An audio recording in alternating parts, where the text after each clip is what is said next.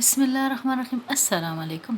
فرض نمازیں، دلچسپ معلومات۔ نماز فجر، ہم جو فجر کی نماز ادا کرتے ہیں اس کی حکمت یہ ہے کہ فجر کی نماز سب سے پہلے حضرت آدم علیہ السلام نے ادا فرمائی۔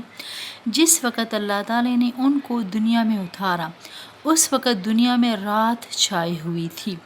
حضرت آدم علیہ السلام کو بڑی تشویش اور پریشانی لاحق ہوئی کہ یہ دنیا اتنی تاریک ہے، یہاں زندگی کیسے گزرے گی؟